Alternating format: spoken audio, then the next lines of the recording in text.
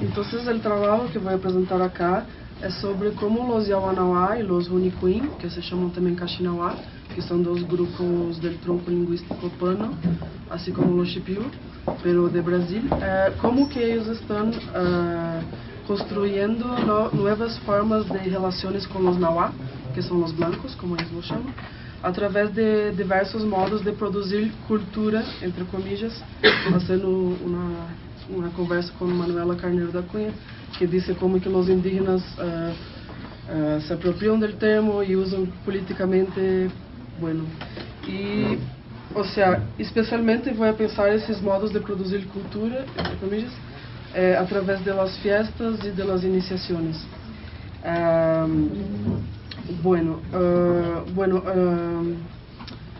Un ratito solo para decir de dónde hablo.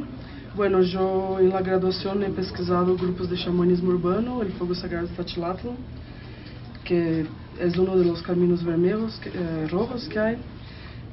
En maestrado yo he estudiado la inserción de los Yawanawá y un poco también de los Runicuim en esos circuitos urbanos de chamanismo, y actualmente estoy pesquisando esos festivales, o sea, el flujo al contrario, o sea, no los indígenas veniendo a la ciudad, sino que la ciudad, o sea, los no indígenas buscando esta clase de experiencias con la ayahuasca y otras medicinas que también usan los panos, como por ejemplo el cambó, que es una secreción de una rana que se hace como una purga también, y bastante enfatizada en eso, de la limpieza, y otras como el rapé, que es tabaco con cenizas de árboles, y bueno.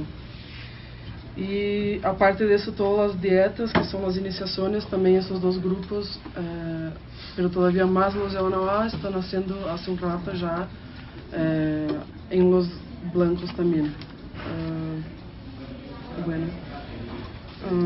Bueno, entonces solamente para contextualizar muy rápido, en Brasil el campo ayahuasquero es muy diferente del de acá, como a Sandra también ha hablado. Las religiones ayahuasqueras han siempre se destacado, entonces quien en la ciudad conoce ayahuasca primeramente a través de la media o de esos grupos religiosos, ha sido una novedad cuando los indígenas entraron en escena, que más o menos inicio de los años 2000. Bueno, entonces hoy día está una explosión también, un boom de la ayahuasca, muchos otros grupos panos ya están haciendo ceremonias, no solo esos dos, y un flujo así de los pajés a la ciudad y de la gente de la ciudad hacia esos festivales. Bueno, actualmente varios grupos en el Acre hacen festivales, no solo esos dos que estoy hablando. Todos ellos tienen una estructura muy similar, muy parecida, o sea, durante el día se hacen las brincadeiras, que es como juegos, un poco chistosos, un poco no, y a la noche se hacen las ceremonias de ayahuasca. Bueno, estoy usando la denominación genérica ayahuasca porque estoy hablando de dos grupos. Los Yawanawá los llaman de Uni y los Runicuim los llaman de Nishipó. Bueno, si por un lado los festivales son, uno puede los ver como una abertura hacia esos visitantes, o sea, que trayendo los flujos. Por otro lado, los festivales también son un dispositivo para controlar los flujos, porque como ellos están yendo mucho a la ciudad, la gente quiere mucho ir a las aldeas, a veces llega en un momento que no es apropiado, entonces ellos han determinado los festivales como el momento que están abiertos a estar recibiendo, y también poniendo un inicio y un fin de la experiencia, porque también mucha gente va y se quiere quedar y vivir, y por supuesto eso trae muchas consecuencias en el cotidiano de las aldeas, a veces buenas, a veces no. Todo eso ha posibilitado a los indígenas panos que construyan nuevas formas de autonomía, o sea, están dispensando mediadores, hacen ellos sus propios festivales, o sea, no son festivales que vienen desde afuera o desde arriba, sino que ellos mismos organizan, sí con apoyo del gobierno o de algunas agencias turísticas, pero son ellos que están en el comando, bien, por decir así. Entonces, hay una tensión inherente a los festivales con relación a los recursos, porque, bueno, los festivales son bastante caros, voy a hablar un poco más adelante. Por otro lado, toda la comunidad trabaja mucho, meses antes para...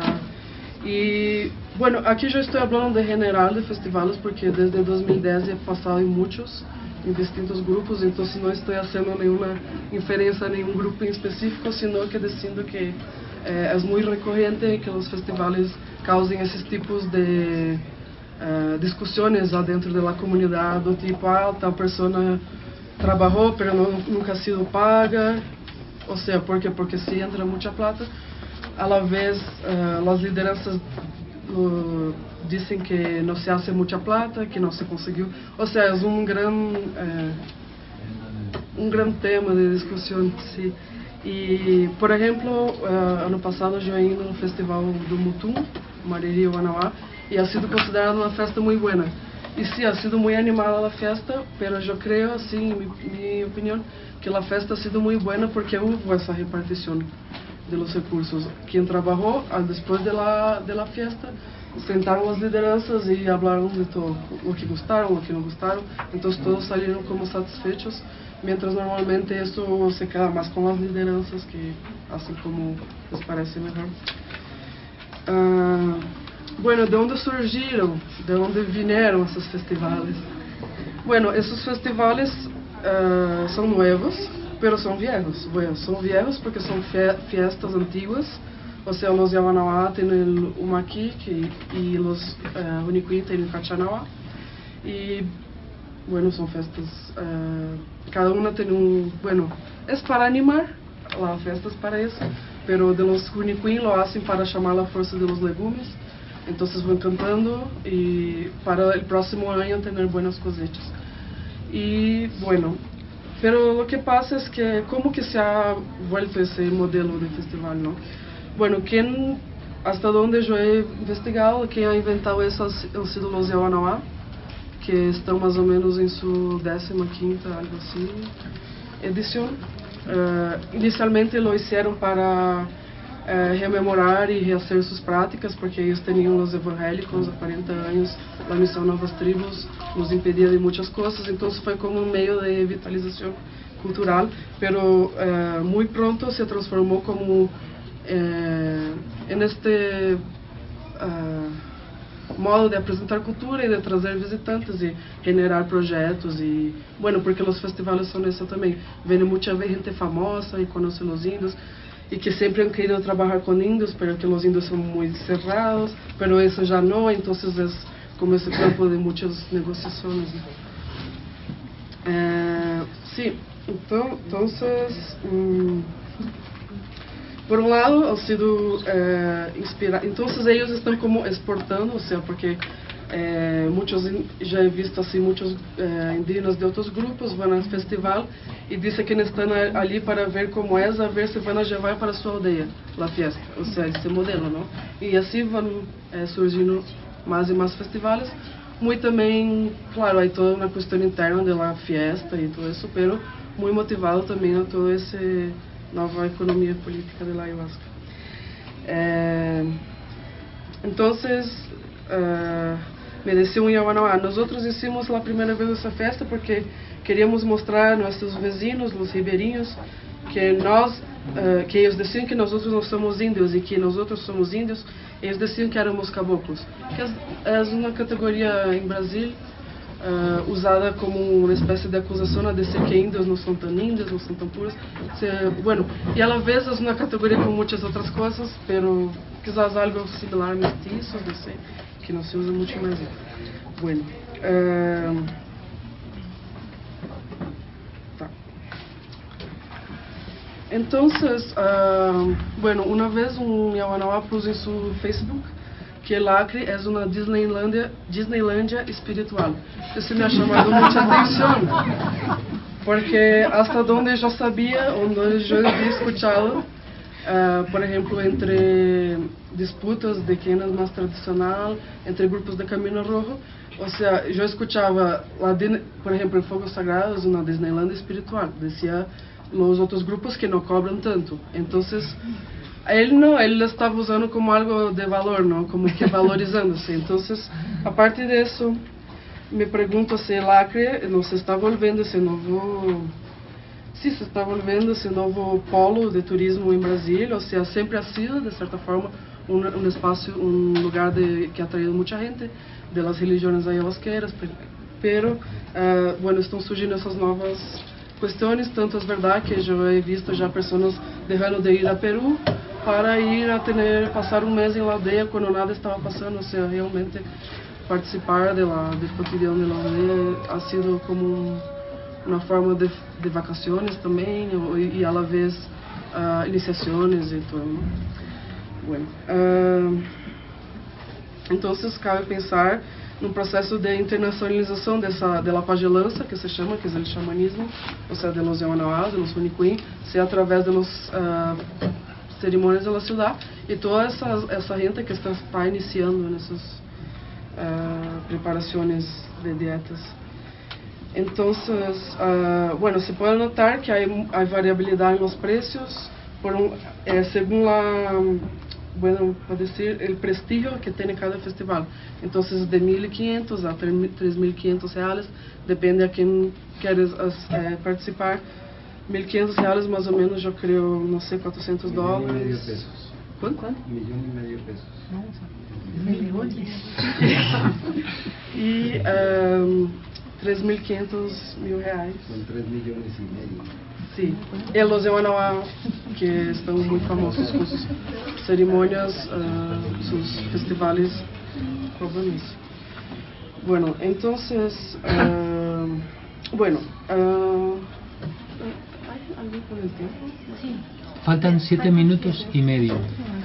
Bueno, entonces, ¿cuáles son los efectos de una nueva política económica de la ayahuasca en el Acre?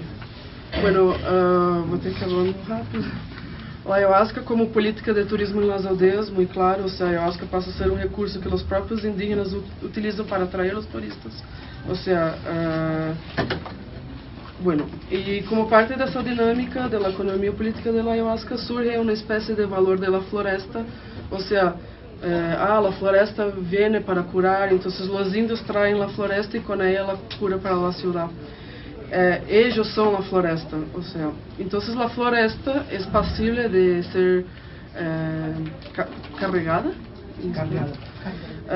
inclusive por no indígenas, o sea, usted volver de la aldeia com energias de la floresta, isso usted trabaja com curas, isso também te agrega valor em tus atendimentos, né?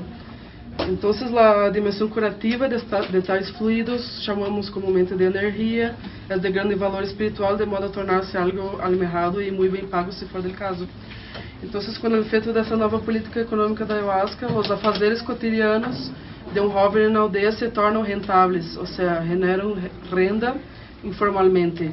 Um exemplo mais concreto que eu posso pensar são o caso dos barqueiros, porque para chegar às aldeias há que ir de barco.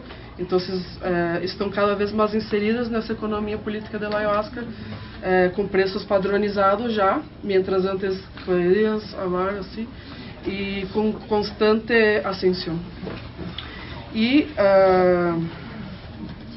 por outro lado, o atendimento das expectativas do que os blancos querem ver como cultura seria essa nova habilidade que os índios estão desenvolvendo, ou seja, como fazer cultura, entre comillas, como apresentarlo de la forma que sea esperado. E esse movimento está, por supuesto, associado à espetacularização da indigeneidade. Sí. E como decorrência dessa economia política da ayahuasca, se nota a avenida de surgimento? Sí. Surgimento de novas formas de liderazgo. O sea, todavía el fluxo percorre por las jerarquías locales, pero mientras ellos passam a ter seus grupos afuera da cidade, eles também passam a manejar como decían llamaban, su carreira espiritual. Entonces, sí, novas formas de liderazgo. Não vou entrar muito nisso também. Todo esse movimento tem também os seus efeitos perversos, para usar uma expressão de Edgar Morin, onde o xamanismo é uma via de acesso à cidade. Então, isso ha atraído muitos jovens a se iniciar sí, porque a pagelança ha se tornado um trabalho. E por isso também se chama trabalho. Esse é meu trabalho, disse. E os aprendizes de pajé têm seus grupos em la ciudad. Então, desta forma também se tornam como lideranças em la ciudad de seus próprios grupos, apesar de maior ou menor medida estarem bajo a la chefia de suas aldeias. Então, há muitos problemas com relação à cidade, às viagens. Não vou entrar muito, mas as primeiras viagens são envueltas de los indígenas de muita vulnerabilidade, porque, bueno, não conhecem a cidade, não sabem como ir, não sabem como vir, estão totalmente dependentes das pessoas que los traem. Então, é como se fosse aquele conhecimento do indígena, ou seja, o que é o mais precioso, quizás se pode dizer, que é que eles usam muito a palavra espiritualidade para falar da pagelança do xamanismo, se equivale como que a las práticas e conhecimentos mais triviais da cidade, ou seja, carro, andar de carro, comida, fazer comida, uma casa, um contato, a logística de los eventos, os modos de cobrar os blancos, modos de produzir dinheiro. Então, os indígenas vão aprendendo isso, como criar, dar e criar o valor, como vender, a quanto vender e para quem vender. Então, sí, hay una dinámica muy flexible, muy autónoma, pero por otro lado hay muchos riesgos envolvidos y que a veces pasan cosas. Entonces, essa ideia del trabalho está muy asociado a una lógica individualista del indivíduo moderno. Entonces, ele trabaja, ele recibe el dinero. Entonces, as primeiras vezes que isso passou dava problema em la aldeia, porque o mestre que ensinou aquele que foi viajar, porque já usou um viajou, queria uma parte da plata, e o outro dizia, não, mas foi eu que me quedei lá 3 meses. Então, esse tipo de coisa. Então, esse movimento de festivais hace o turismo florescer dentro da comunidade, enquanto um empoderamento também, então, agenciado pelos próprios indígenas, em contraste com turismos espirituais, étnicos, ayahuasqueiros, ou como se queira chamar, em outros locais, como eu he visto a vezes apresentações, não sei dizer exatamente, de Peru ou de México, onde se percebe uma maior intervenção do Estado ou de grupos que organizam essas visitas, não?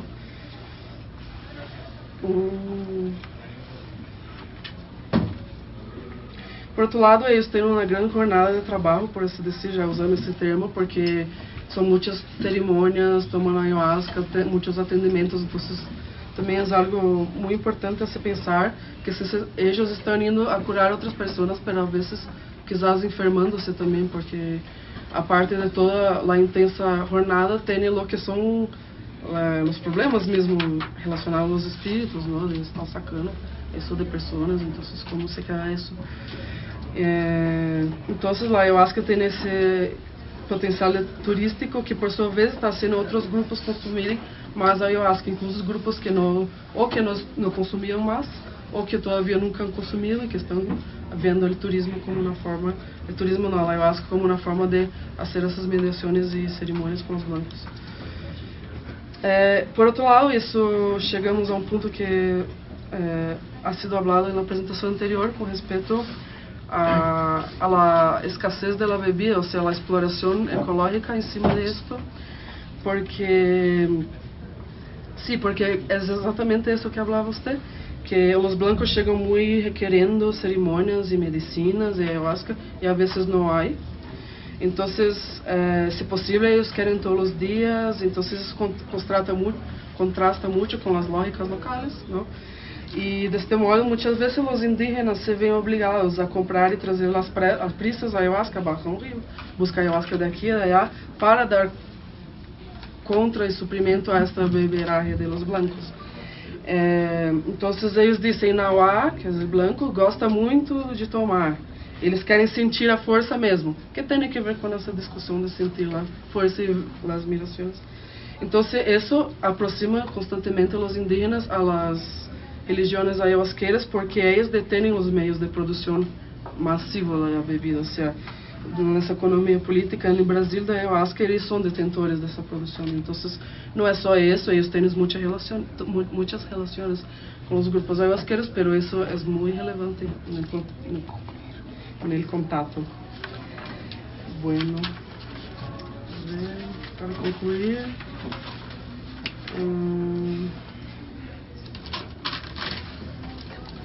então, essa questão do perigo espiritual relacionada a muitas coisas, da forma como tem que ser feita ou não. Então, é de se perguntar que se os blancos estão tomando tantas medicinas com o objetivo de cura, se eles não estariam eles mesmos se enfermando, né?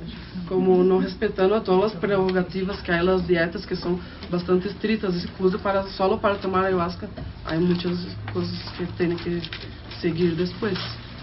Então, para concluir, bueno, por outro lado, como que, por exemplo, os Yawanawá falam muito de, quando você pergunta por que cobram tão caro? Porque eu tenho que deixar minha família, eu devo de casar, eu devo de atender minha família para atender você. Então, a economia é o que conta.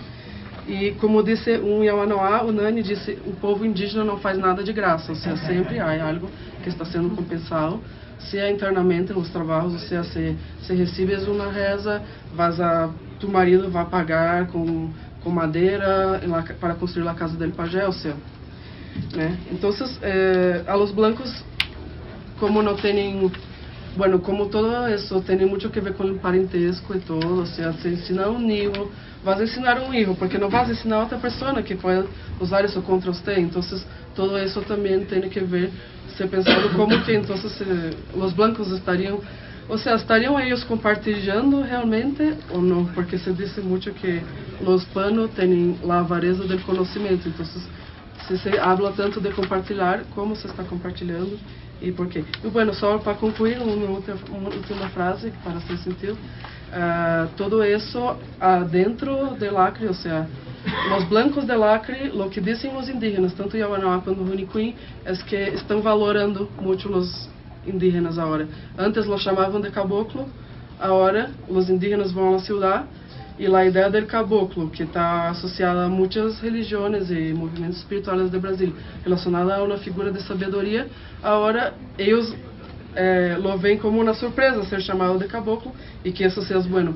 E por outro lado, todo esse movimento que eles trazem para o comércio, nos han valorado muito perante, bueno, estão recebendo muitos estrangeiros, então todo isso ha transformado, o global ha transformado muito o local também.